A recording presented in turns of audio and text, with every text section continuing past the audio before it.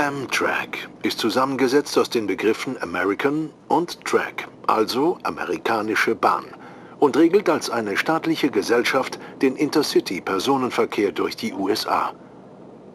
Hier verlässt der Amtrak-Zug Desert Wind gerade den Bahnhof von Denver. Zwischenstopp auf seiner Fahrt von Chicago nach Los Angeles.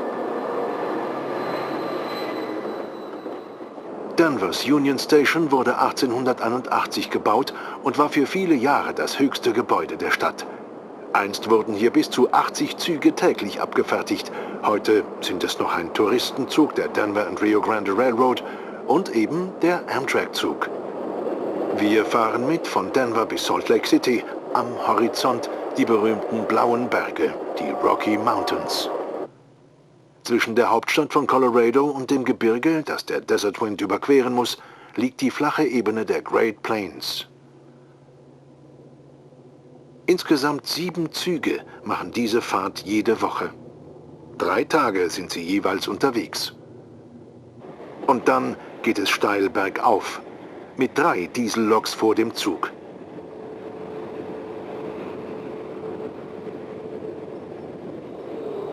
Wir sind in den Rocky Mountains.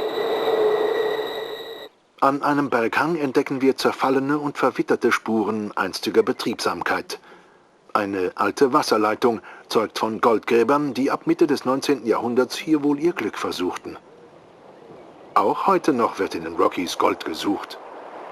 Die Ausbeute leider sehr bescheiden.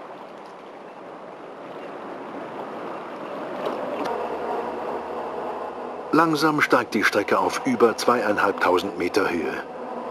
Sie war übrigens ursprünglich als Schmalspurstrecke gebaut. Schwerere Loks und Wagen machten später eine Umspurung nötig.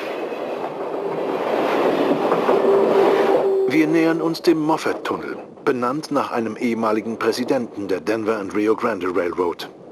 In dem mit rund 10 Kilometer längsten Bahntunnel Amerikas liegt der höchste Punkt des Amtrak-Streckennetzes.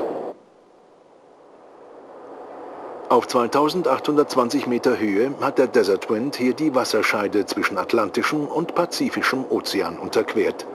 Ab jetzt fließt alles Wasser in westlicher Richtung. Wir sind am oberen Lauf des Colorado Rivers. Er hat seinen Namen von den roten Sandsteinfelsen, durch die er fließt. Die Landschaft fliegt vorbei wie ein Film. Bestes Hollywood. Die Hauptdarsteller sind Byers Canyon, Gore Canyon, Red Canyon. Die Personenbesetzung ist recht dünn. Abseits der Strecke, etwas höher im Gebirge, liegt der White River National Forest. Aus dieser Gegend sind viele Jagdgeschichten überliefert, zum Beispiel die des Braunbären, der 1905 den damaligen US-Präsidenten Theodore Roosevelt ins Schwitzen brachte. Die Sache ging damals gut aus, für beide.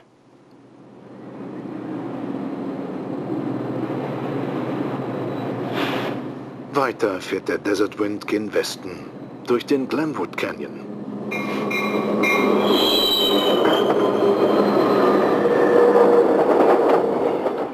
Und manch einer, der den ganzen Tag Ruhe hatte, wird jetzt aufgeschreckt.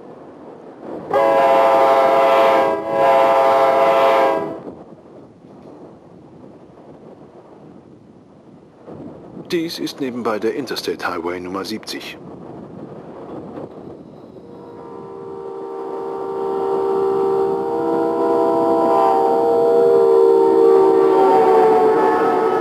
Auch diese Sache ist gut ausgegangen. Für beide. An der Grenze von Colorado, im großen Tal, die Stadt Grand Junction, einst Bahnknotenpunkt mit großem Verschiebebahnhof. Der ist schon lange nicht mehr in Funktion. Genauso wie die einst große Wasserstation Cisco jenseits der Grenze. Hier wurden die Loks aufgetankt vor der Fahrt in die Wüsten von Utah. Cisco ist heute eine Geisterstadt. Die Züge halten hier nicht mehr. Wir halten erst wieder am großen Salzsee. In einer grandiosen Endzeitlandschaft ist unsere Reise zu Ende. Der Desert Wind hat noch einige Kilometer vor sich auf seinem Weg nach Kalifornien.